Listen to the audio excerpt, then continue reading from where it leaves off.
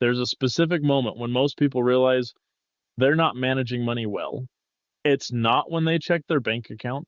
It's not when the credit card bill arrives. It's quieter than that. It's when they're standing in a grocery store doing mental math on whether they can afford the good coffee or need to get the cheaper one.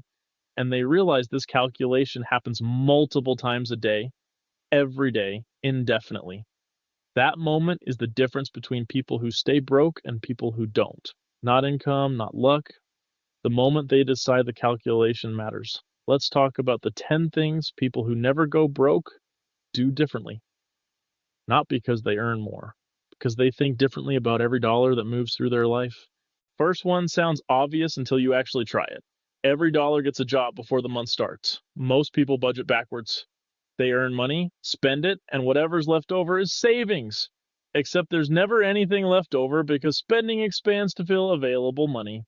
It's called Parkinson's Law, and it applies to budgets the same way it applies to time.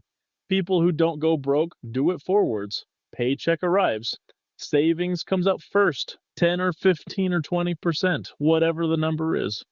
Then fixed costs, rent, utilities, insurance, debt payments. Then variable costs get what's left. Groceries, gas, entertainment. The order matters because if you pay yourself last, you never pay yourself. But if you pay yourself first, you adjust everything else around it. You find the cheaper coffee, you skip the third streaming service, you make it work because the money's already gone. This isn't discipline, it's mechanical. The decision gets made once on the first of the month. Every day after that is just execution. Third, they treat food like the budget category it actually is. The average American household spends about $700 a month on food. 400 on groceries, 300 on restaurants and takeout. That's 8,400 a year. For one household, people who don't go broke cut that number in half, not by eating less, but by planning better. They meal prep, they buy in bulk, they use leftovers, they cook at home 6 days a week instead of 3. Here's the math. One restaurant meal costs about $15 per person. That same $15 buys enough ingredients for 3 or 4 home-cooked meals. The time cost is higher. The money cost is 75% lower, and eating out isn't just the meal. It's the convenience tax, the delivery fee, the tip, the impulse appetizer. A $20 order becomes $35 after everything else gets added. Cooking at home is the single highest return activity in personal finance. You save money, you eat healthier, and you remove the daily decision of where to eat, which removes the daily temptation to overspend. It's not glamorous, but it works. Fourth thing, and this one stings. They drive old cars. The average new car payment in America is $736 a month. Over 6 years, that's $53,000. For something that loses 20% of its value the moment you drive it home. People who stay broke finance new cars because they think reliability requires newness. People who don't go broke buy used cars with cash, drive them for 10 years, and save the $700 a month they're not spending on a payment. Here's what nobody tells you. A well-maintained used car is just as reliable as a new one. The difference is cosmetic. Newer infotainment system, shinier paint, features you'll use twice.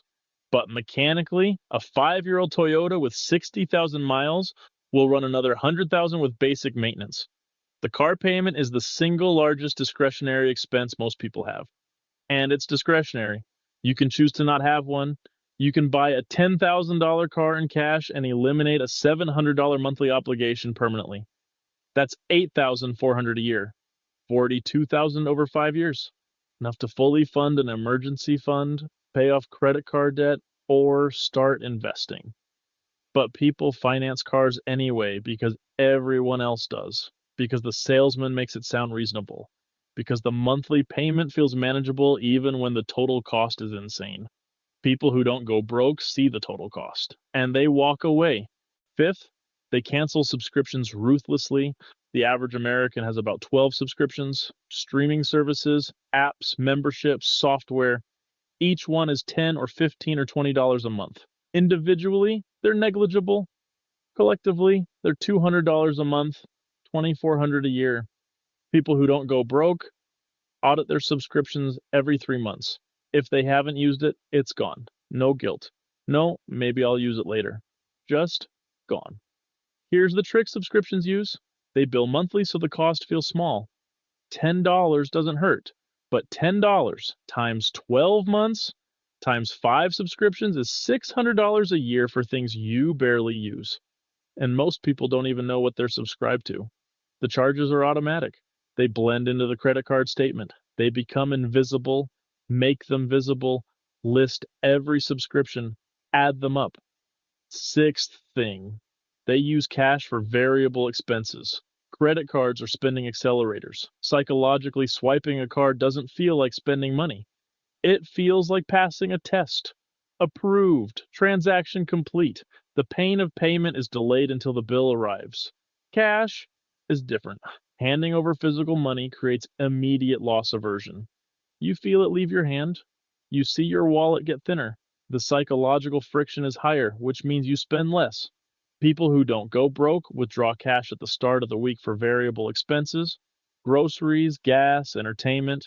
Once the cash is gone, spending stops. No overdrafts, no credit card debt, just a hard limit enforced by physical reality. It sounds archaic. It is archaic. It also works because it removes the abstraction. Money becomes real again. Spending becomes a conscious decision instead of a frictionless swipe. This doesn't work for fixed expenses. You're not paying rent in cash. But for the stuff that fluctuates, the stuff where you make dozens of micro decisions every week, cash creates natural boundaries that credit cards eliminate. Seventh, they don't rely on one income source. This isn't about hustling, it's about fragility. If all your income comes from one job, you're one layoff away from financial collapse. If your income comes from 2 or 3 sources, losing one is painful but not catastrophic. People who don't go broke build side income, not to get rich, to create a buffer, an extra 3 or 4 or 500 a month from freelancing, selling stuff, gig work, whatever. It's not life-changing money. It's life-stabilizing money. That extra income does 2 things. First, it pads the budget. More room for savings, more room for error. Second, it diversifies risk. If the main job disappears, the side income buys time to find the next one without immediately panicking about rent. The specific side income doesn't matter. What matters is that it exists and that it's separate from the primary income.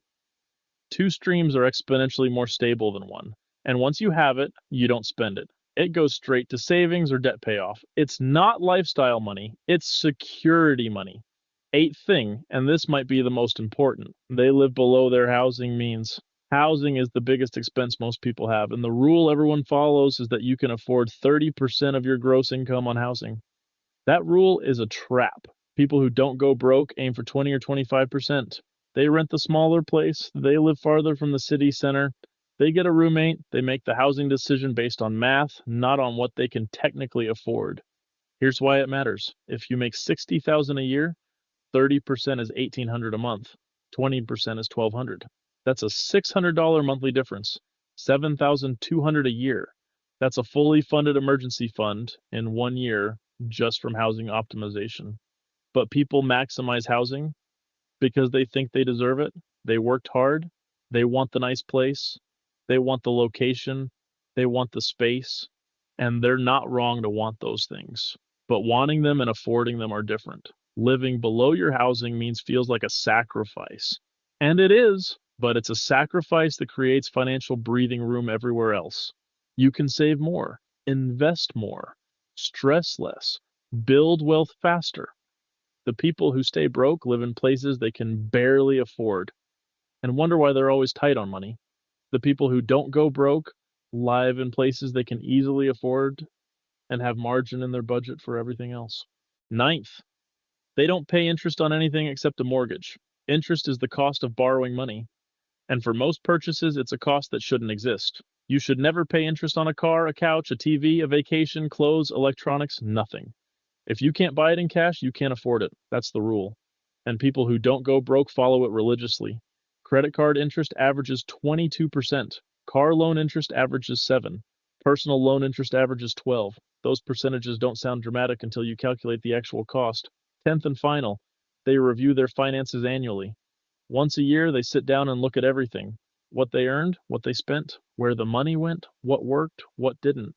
This isn't about guilt or judgment, it's about patterns. You can't fix what you don't see. And most people never see where their money actually goes because they never look. The annual review reveals leaks, the subscription you forgot about, the category where you overspent every month, the impulse purchases that added up to $2,000 over the year. Once you see the patterns, you can change them. People who stay broke avoid this review because it's uncomfortable. They don't want to confront the spending. They don't want to see the missed opportunities. So they just keep going, repeating the same patterns, wondering why nothing changes. People who don't go broke use the discomfort as data. They adjust, they optimize, they make next year better than this year. The review takes 2 hours. The insight lasts 12 months. A $3,000 credit card balance at 22%, paid over 3 years, costs $700 in interest. You pay $3,700 total for $3,000 in purchases. That's a 23% tax on your own spending. People who don't go broke see that math and refuse to participate. They save up, they wait, they buy in cash, and they keep the $700.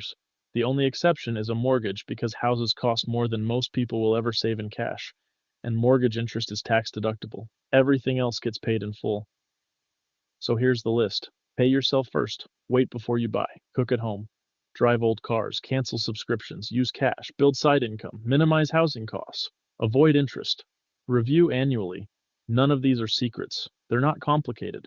They're not innovative. They're just the boring, obvious things that people who never go broke do consistently while everyone else looks for a shortcut. There is no shortcut. There's just math and time and decisions repeated thousands of times until they become automatic. The people who stay broke are waiting for the big break, the raise, the windfall, the moment when everything gets easier. The people who don't go broke know that moment doesn't come. They just make the coffee calculation matter. Every time. Forever. And somehow, that's enough.